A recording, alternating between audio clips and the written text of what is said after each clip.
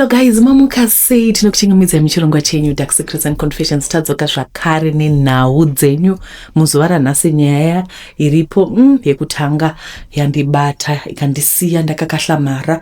Regai tipinde munyaya yemakadi yenyu tete. Ndauyawo nenyaya yangu. Ndiri musikana ine mid 20s, ndine vanhu vepedyo vakaromba neupenyu hwangu. Mukandiona mufi makafungira kuti ndakamboona zvinhu zvakadai muupenyu.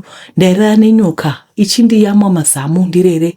Varume taiti tambei pandiri chero vari promising, then vongonyarara senge vadzingwa vakafa, havana chavakaona. Nyaya yangu yakamira yakadai.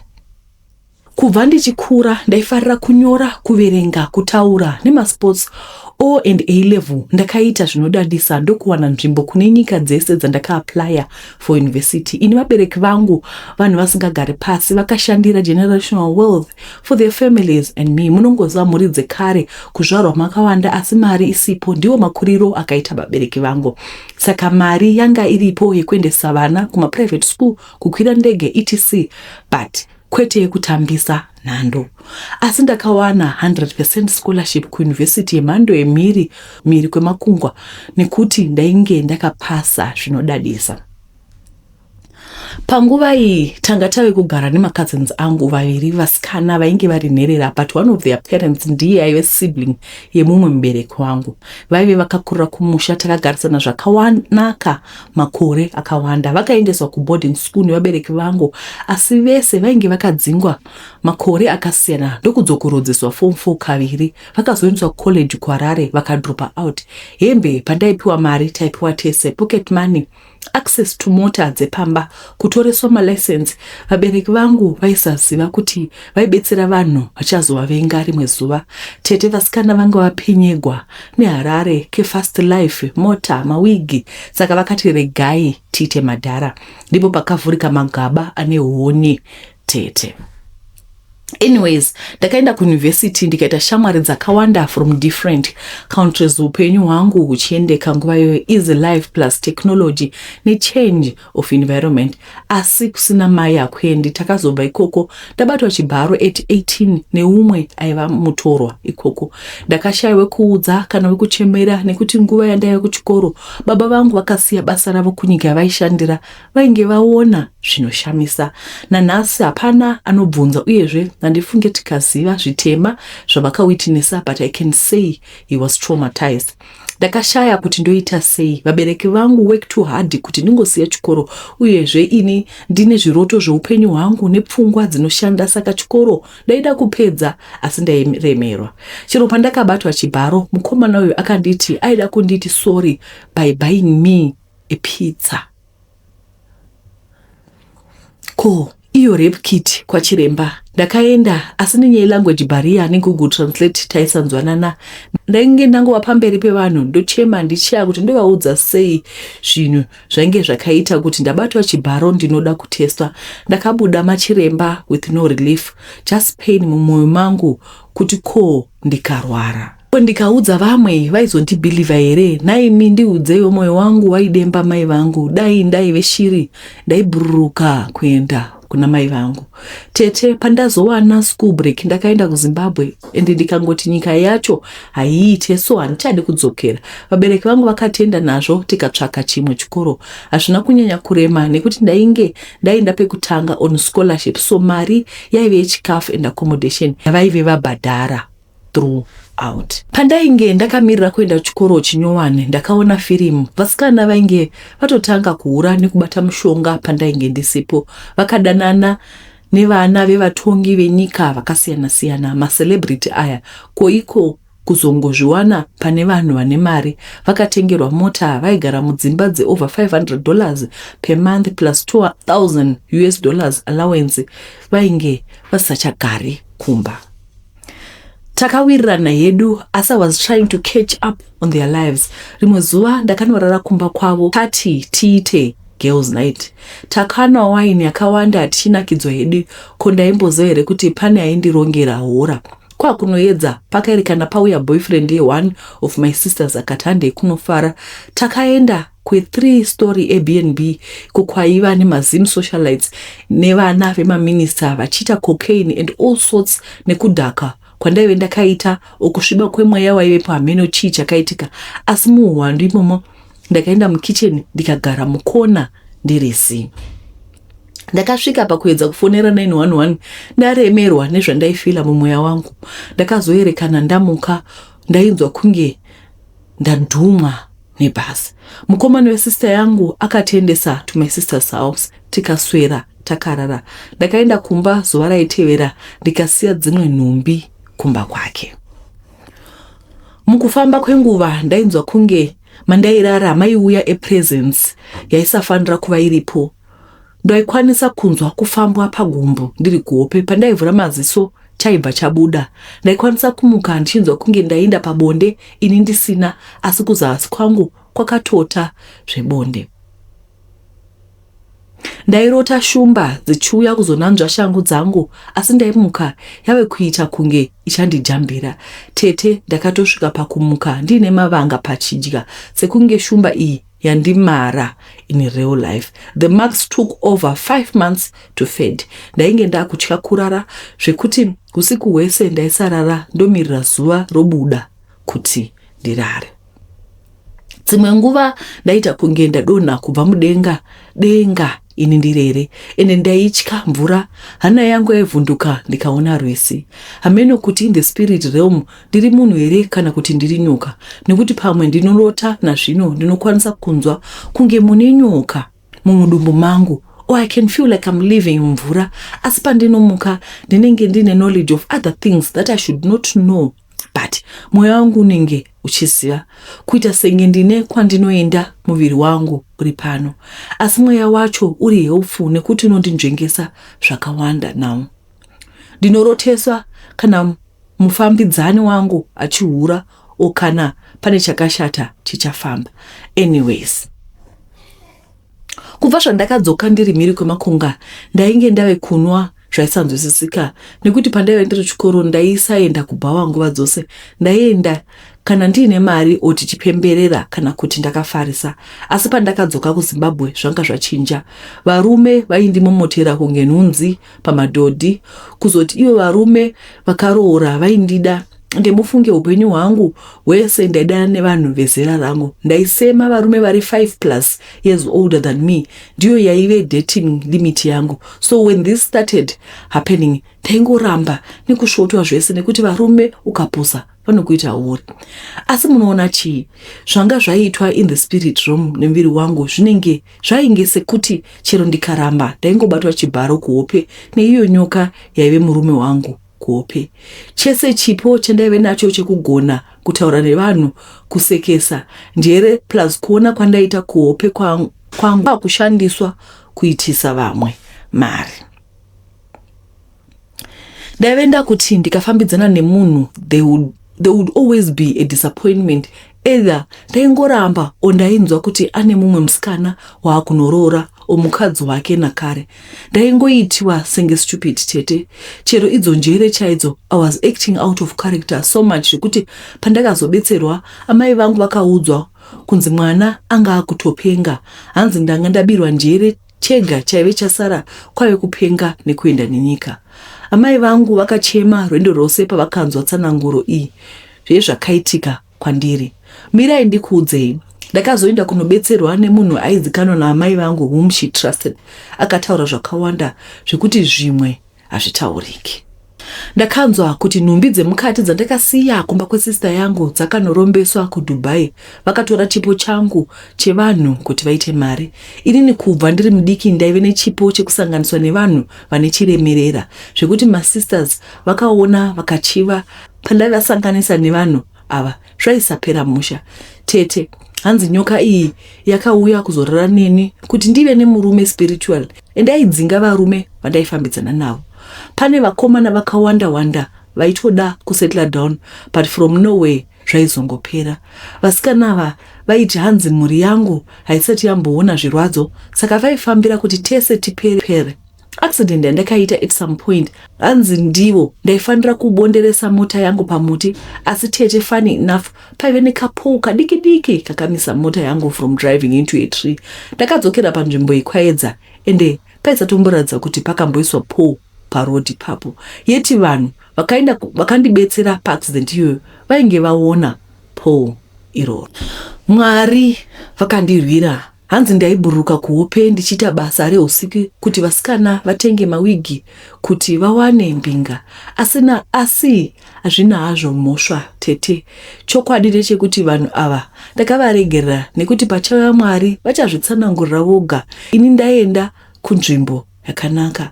Ini naMwari wangu tiri kufamba mushe. I'm glowing and flourishing. I blocked communication everywhere. Handina zvekutaura navo ende ukama wakagumira pavakandibaya mmoyo nebanga. Handizive kuti shanje nekuroya kwavakandiita kuti wakatanga papi chaipo. Mwari vari kudzosa zvese zvakabiwa nemavengi vangu. Every day ndiri kuona chinyowani kubva kuna Mwari.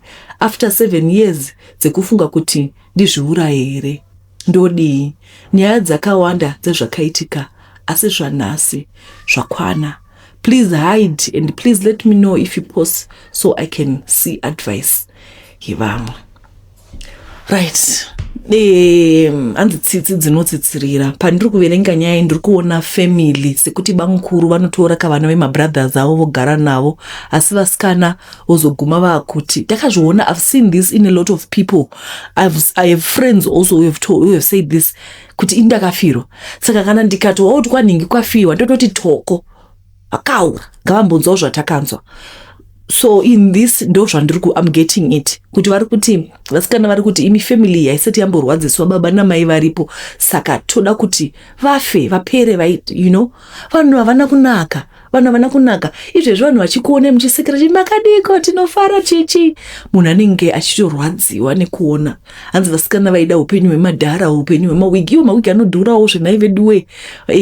Vakati regai tiite zvemadhara, zvino vanga votora hembe dzomwana vomukanganisa. Ndarwadziwa fani. What I can say to my sister is ndokutendai nekuti mataura kuti I forgave them, but you block. Sometimes we forgive, sometimes we are forced kuti aiwa regerai tinoregerera, but distance is okay, leave them there. Zvakanaka. Uyezve ndinofara zvakare kuti you are back into your old self. I'm glad kuti zvese izvi zvakapfuura. Chandinoda kuti ndechingoti concentrate on studies, mupedze kudzidza, Mwari akuitirei zvakanaka, uyezve mugare pakunamata. Sekutaura kwakaita mukoma wangu kuti Jesus is the answer to the world today.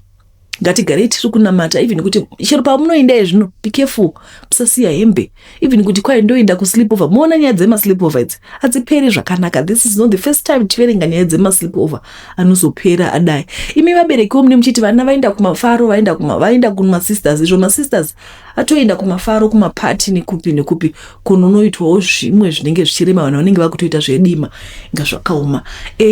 Handizivi, ndokumbira kuti mungosiyawo maadvice because she really needs advice. Vachiri mudiki, she's young, like she's very young, achiri kukura. Mungosiyawo maadvice eupenyu kuti what can she do with her life from now henceforth. Alright, regai tipinde munyaya. Pane nyaya yandakatumirwa yandakakangama kuverenga. Pamba chona nyaya dzacho dzinogara dzawanda zvekuti unozo. Iyi nyaya iyi yatiri kuverenga yakaitika kwaNembudziya. Halo tete, pane imwe nyaya yakaitika kwaNembudziya munharaunda mandaigara. There was this boy ainzi Aleki nabudhi wake mukoma wainzi Tadiwa. Vaigara zvakanaka zvavo nemabereki vavo. Tadiwa was good in school zvekuti anga akapasa form 4 achiita form 5. Gore raitevera mukoma wake aita zvekuba nekuita zvinhu zvisina kururama zvakaita sekucheka mabody parts evanhu and selling them. His father and mother were even scared of him. Isusu vemunharaunda taimutya fast forward, it was 2021. By that time ndakanga nda grade 6 taigara takaudzwa kuti musafamba usiku kana kuma 6 nekuti unganyangarika sezvakaita vamwe. Zvadaro kwanga kwava kuma mid May Tadiwa akabva kuchikoro zvakanaka ndokusvika ndokubisa uniform and went out sekushabhini vachitamba snooker. Ndokusvika brother yake iriko akanga aenda neshamwari dzake 2 vanova ivo Tino naTanya vakatamba snooker. Nguva yekuenda kumba kwanga kwasviba zvekuma 7 ndokubva mukoma wake vakati mira tiende tose mufana. Tadiwa anga aizivei kuti anga akarongerwa dhende. Ndokubva atenda ndokuti masawira ake atungamira. Tino akabva ati zvamboita sei ingawani tabva tese. Iye akati no, tungamira ndichakubata. Vakaenda vakomana vaye ndokusara naAleki ndokuzoenda kumba. Ndokubva Tadiwa akati mukoma, nzira iri kure nekumba, ngatiendei honai dzavakomana inze usiku. Ndokubva uyu ati zvine basa rei, ndine sando yekurova chikara kana mbavha. Tadiwa akatenda ndokuti ndine nyota. Paive nechibhorani pamberi. Ndokubva ati dhaya mvura ndimwe. Achimwa mvura uya akabva murova nesando akavarayirwa ndokudona. Uya ndokuti mukoma makuita sei naye. Uya akabva atofonera vanhu vake ndokusvika ndokuburitsa kameshini so kanocheka maorgan. Mukomana ndokubvisa nengo yebrother yake. Okay, paive nemukadzi nesi aivabatsira kubvisa. Mukomana aingoti mukoma mandiuraya. Vakabva vakanda Tadiwa mutrench akachiora kuti vaise mapaipi emvura. Mangwana makuseni pane kamwana kakatumwa chingwa kakabata plastic nedhora kakabva kaona Tadiwa akavata. Akamhanya kumba achiudza mai vacho. Vakati unopengerei usatama nepfungwa dzangu. Chingwa chanda kutuma chiripi? Akati ndabatisa Tadiwa $. Ndokubva vanoona kuti ari kutaura chokwadi. Ndobva vaenda ndokuwana haana nhengo asi achiri mupenyu. Ndokubva vamuisa muhospital. Akabva azobvunza nesi kuti ndichararama here sevamwe vana nesi. Vakati kungomirira nguva chete. Akazofa. Tadiwa brother yake akazopenga ndokufa kwaakaita. Saka ndakabvunza kuti zvese izvi makazviziva sei zvikanzi uya mukomana Tadiwa achiri muchipatara akabva anotaura zvainge zvaitika. Hanzi isusu takazobvako nevabereki vangu takazouya kuSouth muna 2023. Mai vacho vakazongodona havana kumuka. Ndokufa kwamai vacho hanzi stress kuti vana vese vafa. Nyika yebhururuka zvomene mwewawo nyaya dziri kuitika kune dzimwe nyika kuti kwanzi mwana akacheka imwe nhengo yeumwe nechimeshini unenge wachiwanepi. Zvakaoma. Alright, regai tipinde munyaya inotevera. Makasimba here tete? Ini ndiri munhu akakura achigara upenyu hunorwadza, upenyu hunosiririsa tete. Ndingati ndakaguma kufara vabereki vangu vachiri vapenyu. Gore ravatorwa neaccident ndipo pandakaguma kuziva rudo rwavabereki. Tete ndipo paunoona kuti tine hama dzatisina ukama nadzo. Vabereki vangu vasati vamboputika, bamukuru mukoma wababa vainge vatoita move on muimba yevabereki vangu, votozviita ivo muridzi wemba. Tete ndaiva mudiki zvekusakwanisa kuzvimirira, plus bamukuru ava vaitozikana kuti vanobata mushonga, havatendeki anoswera, nokudaro vamwe ukama vakangosiyana nazvo. Kana pane munhu akakurira munhamo ndini. Ndakambonogara namainini vangu young sister yamai. Ndaitombenge, ndatoti simbirei nokuti ndaiwana zvakakwana. Namai akazotanga mushure mekunge baba munini murume wamainini ava kutanga kundiona sekuti ndiri muriwo, vakaatemta kundibata chibharo. Ndakazoseviwa nemwana wavo akapinda achibva kuchikoro. Dai pasina izvozvo tete ndingadai tichitaura zvimwe. Ndakangokura ndichikandidzanwa neveukama, apa wagara wasimuka, apa wagara wasimuka, zvinova zvisiri healthy padevelopment yemwana. Ndichitanga kutevera kunguva tete, ndakatora donje kubva muminda kondainge ndanzwa kuti munhukadzi kana ari kunguva yake anoshandisa donje. Mainiya taudzwa nani kuti riya remushopu rinenge riri process. Koiko kubayiwa nemhonzi tete tichataura. It's a miracle kuti handina magynecological issues up to this day. Chando chino ndaiita manga anonzwisa tsitsi aitsemuka kubuda ropa.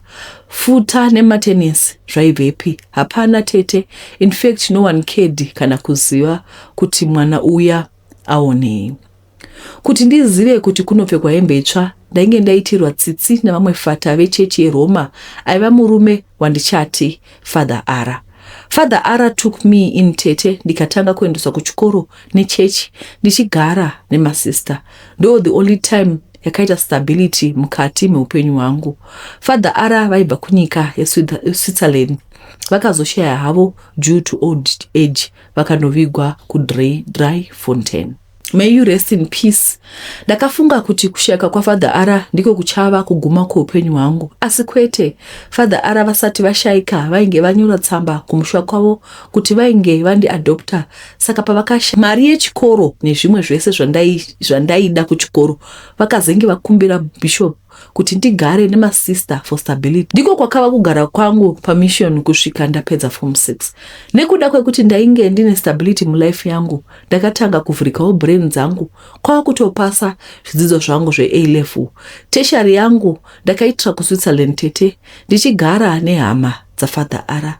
Ndakapedza zvidzidzo zvangu zvakanaka, ndikadzoka kumusha, ndikaitwa mutungamiriri weimwe organization yepasi rose.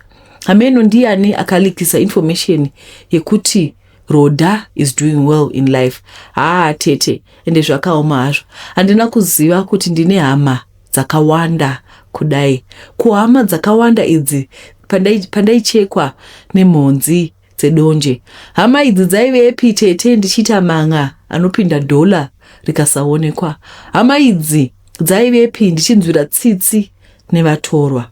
Tete, I'm not bitter hangu. Asi zvekunzi Rhoda ndipo mari game iroro handisi kurida zvangu. Ndakavhura orphanage kuitira vana vaya vasina hama dzinovada. Chokwadi ndechekuti dai vanhu vaine rudo pasina kana need yemaorphanage kana machildren's home, nekuti panyika ino hapana asina hama, hapana asina dzinza. Asi chokwadi chaicho ndechekuti vanhu havana rudo. Ndosaka ndati tete ini ndakatovhura orphanage kuti ndipe rudo kune vamwe semapiro andakaitwa rudo naFather. Dai pasina Father, zvimwe ndingadai ndakaita teenage pregnancy, ndingadai ndakafa. Munofunga kuti dai ndakaparara hama dzangu dzaizozvitsvaka here kana kuti vaitoti good riddance? Ini hangu ndakavaregerera, asi I have chosen to love my relatives from a distance. I believe hapana mwana anofanira kutambura iye akakomberedzwa nehama. Tine hama dzatisina ukama nadzo. Ini ndakabuda pakaoma asi denga rine nyasha. Tazvinzwira tega zuva nezuva tine munamato umwe chete semaparents, vana baba nana mai vari pano. Zvakaoma. Hama dzedu chaidzo dzine dzatotora imba, mwana asisina kana pekugara, asi vabereki vake vakamusiyira rifa. Nechichona vanoti rifa, nechindevile vanoti ilifa. Mwana anosiyigwa rifa, imba yababa vake yototogwa nabanguru. Ende vana baba ingadai muchizviziva kuti hama dzenyu vanhu vanokudai because vanoda mabenefits. I've seen this with my own eyes. Chazati zvakatora nguva yakareba kuti ndivhurike maso kuti ndione kuti people around me, ndotenda Mwari nhasi topic yauya, people around you mukada kunyatsozvitarisisa vanoda kubenefita. Muright here, tokupirawo kamari yeshuga. Muright here, vanotokumhorosa because they want something. Izvezvi makanditarisa imi munoziva kuti pana ningi kana phone call yake ichipinda kuda mari. They don't care how are you. They don't care how you're doing. Alright. Pane time yekuti ndakatoita mwana inini. People around me knew kuti munaita mwana. I didn't have help. Ndakaita mwana, aiwa from day 1 ndaizviwachira hembe dzangu dzemwana, ndichibika, ndichita zvese. Kusvika musi wakazobuda musana wangu. But I'm saying I have people around me. Those people, they want to benefit. Vanoda mari. Kwesi makadiko hatina mari yechakati, makadiko hatina mari yechakati. Alright, it's okay, havana mari. Kokuzongobatsirawo. Alright, vamwe vacho vakatouya, but hembe dzaisvika pakuita molds, hembe dzirimo mutambo. Pasina ruda kuwacha, havazvipindi. It's got nothing to do with them. I'm saying this kuti muzive, ndiri kuti vanasisi venyu vavo, vana bhudhi venyu vava munoda apo. They don't care about your children. They don't care about you. Vanoda kubenefita. but kuti your well-being ndikutaura kuti pane vanhu vekuti of course havakwanisi kupawo mari handiti you help them asi when it comes to you needing help some tostruggle nema-mental health issues but nobody is willing to help you pane pamba usingadi mari but you need help moza regaitore ngenyaya inotevera. So this past 2 or 3 days I remember pane time and ndandisina uposta I never told you because I didn't want to tell people. Sometimes you just want to go through stuff alone but I'm going through a lot. That's all I can say. Unokangama nezuro ndakasvika ndakaenda pane kugadzira magoti milk ndichitumira ndotenga paBorepo kuitira kuti zvisaputsika ndikapinda mushop pamo ndopaziva always I go there every day. Ndasvika papa ndova ndapinda mushop ndova ndatotenga paBorepo ndakubuda ndoenda kutoilet ndatotenge ndaenda kutoilet ndisati ndatenga paBorepo ndikati norega nditenge paBorepo ndikuenda kutoilet ndapinda mushop meme pandiri kubuda toilet iri pakona takamira kudai so toilet handina kuiona toilet yadisappear ndikati pano hapana toilet asi toilet ndoziva kuti iripo pandaenda ndikanoisa zvinhu zvangu mumota ndopandakamira ndakamira ndibva ndazoiona toilet. This is not the first day. The previous day ndandaenda futi same place ndikasvika ndikabva ndatenga zvandiri kutenga ndibva ndabatisa magoti milk aya ndakudzoka ndingaiona mota hapana pagoita blank handisi kutaura kuti parking yacho ine maleya ingori parking you know that like a shopping center ingori ndigotsvaga mota ndigodarika pamberi pemota kudai ndigodzoka vakomana ivai vakada kuzomondibatsira but vakatoona kuti sister hadzipo ndigonomirako ndigoita blank ndigoshaya kuti mota ndaisa kupi ndakaishayiwa ndopandakazoti iyo ndatomboidarika. So I'm saying we go through stuff, but nobody cares to go and say, hi, my friend, how are you doing? Nobody cares to say, hi, my sister, how are you doing? Asi, hama tinadzo. Hama takazara nadzo. We have a lot of relatives. Vanima needs. Vanula mari, vanobatsigwa, but they don't care about your well-being. Ngwarai. Ndiri kukudzai zvese zvekuti mungware. Pane story yakatumirwa yainzi ma-sexual transmitted demons. Ndizi munduudzo ndakamboiverengere but I think ndakaiverenga but I don't remember posting it. Ndo zvandiri kufunga. Munduudzo ndakamboiverengere then kana right. Let's stop it here.